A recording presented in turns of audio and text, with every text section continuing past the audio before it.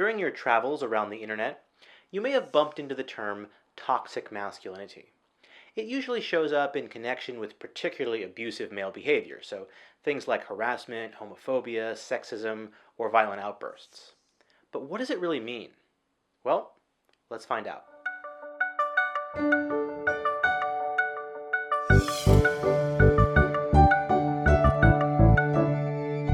Now, since there tends to be so much confusion and defensiveness surrounding these two words, I think we might need to start off with a really clear example.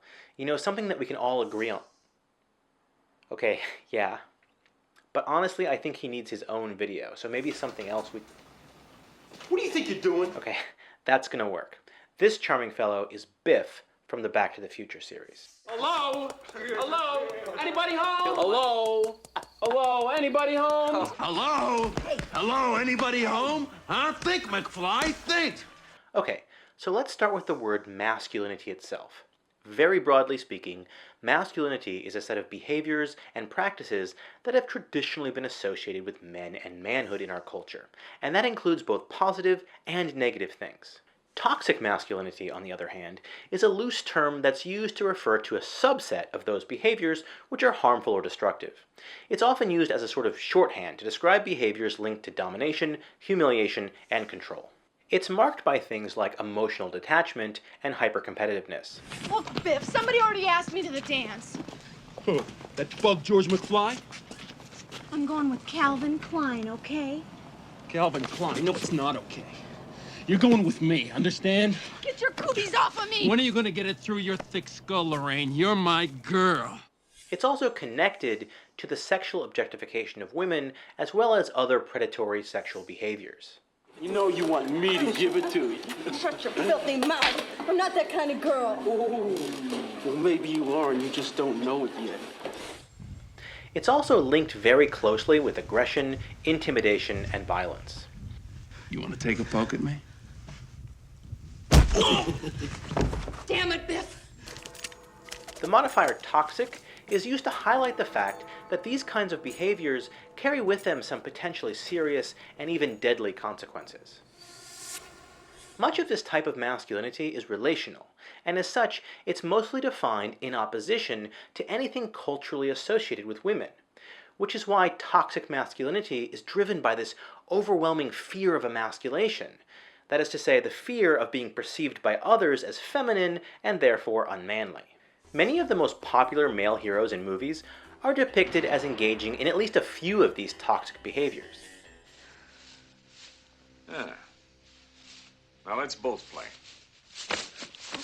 But because they're the good guys, their actions are framed as admirable displays of strength, power, and manhood.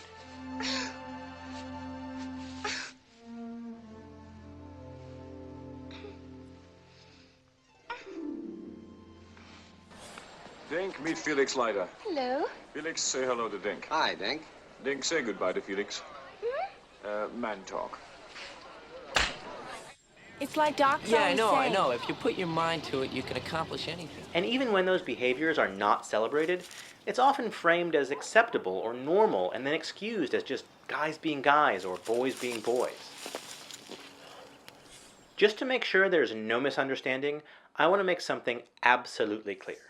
This term is not a condemnation of men or manhood, because again, toxic masculinity only refers to a particular set of harmful actions and cultural practices, and none of those behaviors are inherent or biological traits of men. There's nothing toxic about just being a man, but some men do act in toxic ways. So in other words, toxic masculinity is not something that men are, rather it's something that some men do. Alright, so let's return to our friend Biff here. Now Biff is an obvious buffoon. I mean, he's a schoolyard bully, he's like a cartoon villain. His actions are easy to spot and understand as damaging, because really, toxic masculinity is what defines him as a character. You heard him, girls. Party's over. At every point in Back to the Future, there might as well be a giant neon sign hanging over Biff's head that says, "Hey, this is the bad guy." So that's really easy. But things are rarely so clear-cut. In the real world, all kinds of men can participate in toxic masculinity. including seemingly normal guys who might also be nerdy or charming or witty or intelligent. Since toxic masculinity is a set of behaviors and not a biological trait, the real men who participate are not really one-dimensional character archetypes like Biff, and they usually don't do all of the things on the list. Okay, well, sometimes they do, but usually that's not the case.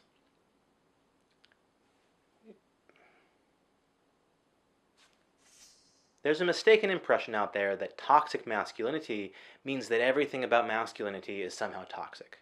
But that is not the case. In fact, the term toxic masculinity is used very deliberately to try to differentiate the more damaging or destructive male behaviors from more positive male behaviors. When it comes to this term, it's really important to understand that it's used to reinforce the fact that there are many different types and formulations of masculinity, or as R.W. Connell puts it, different masculinities. And since there are many ways to practice masculinity, we as men can choose not to engage in the more toxic behaviors and instead choose to pursue more positive, empathetic, and cooperative forms of masculinity. Now, we only just scratched the surface here, but I'll leave some links and resources in the box below if you want to learn more.